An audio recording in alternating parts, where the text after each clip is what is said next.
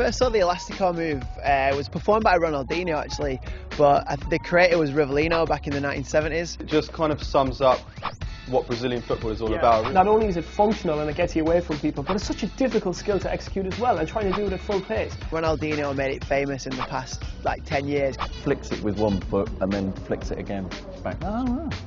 I thought Elastico was when the elastic went on your pants.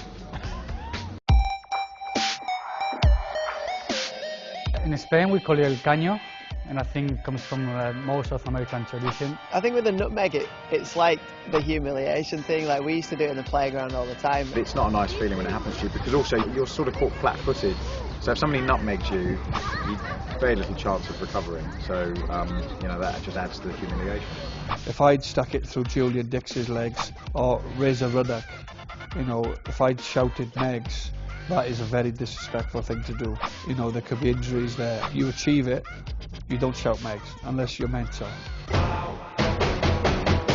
When we were kids, we used to call it the Pelé flick, because I think it was the film Escapes of Victory, is it, when Pelé did it? So it was really famous through that. I'm sure a lot of people have seen it, Pelé doing it, but I don't think many people have seen it doing it again.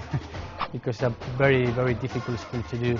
And we just used to do it in the playground, but JJ Okocha did it probably in the last 5-6 years. You'd watch him Bolton games just to see him pull out a trick. You don't expect those moves, because that's more of like a freestyle move, you know, to flick the ball in the air. And it's popular, but to do that in a Premier League game or a World Cup like that is it's impressive. Seal dribble was invented by a Brazilian football player, Curlon, and made famous probably recently by Nani against Arsenal. He was back to goal, he was just dribbling it with his head. That's freestyle in a game done properly, because the ball's on your head, and everyone says, oh, you put the ball on your head and run, but like Curlon actually did it in a match and proved it works. So it's balance, speed, coordination, and you can't really see that much because you're looking up as well. So to do that in a game is brilliant. It's ridiculous, really. If someone was dribbling with their head, you'd be tempted to nut them. If someone's dribbling with their head, I'd call them an ambulance.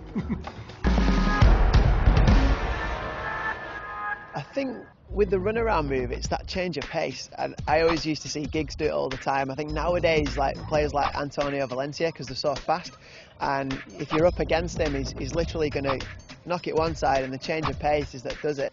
First round around has to be Bergkamp, where he flicked it around the Newcastle defender before putting it in. Absolute genius, from a genius player. The hard thing is getting the timing right, and once you get that, it's more of a winger's move. It's like a step over in a way.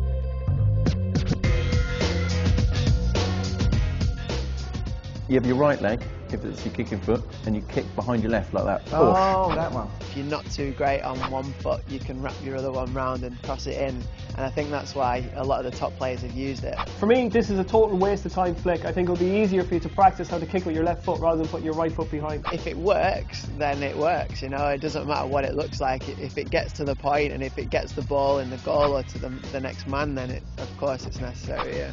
Why don't you just cross it normally, like a normal fella? Nah, you get picked for England if you did that. If I was to characterise Zinedine Zidane, it would be about elegance and skill, but also functionality. And I think that this Marseille turn kind of encapsulates all of that. Played against Zidane a few times, and I see in live that turn. It's almost like a ballerina, is like pirouettes on the ball. And I think the best way of doing it is on an angle, because your body's in the way of the ball and the man, and that's why it's a great move. Is that the one where you tread on top of the ball and turn it around? Yeah. Oh, I'm not good enough for that. I've only got little legs, I can't get my feet up that high. The first time I saw a bicycle kick was Trevor Sinclair, actually, when I was younger, and he did that, and it was like probably one of the best goals I've ever seen. I wouldn't try that one in a match, just in case I embarrass myself. I scored a good overhead kick for Celtic against Dundee at Celtic Park. I don't know where it come from.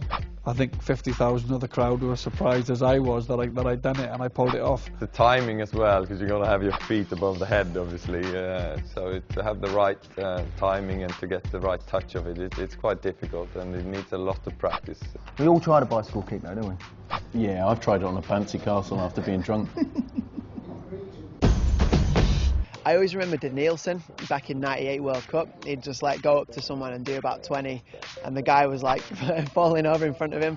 Players with quick feet do it 4 or 5 times, They go step, step, step, steps, and then they go one way or the other. Obviously players like Ryan Giggs use it, Ronaldo. David Rocastle at Arsenal had a great step over Rocky.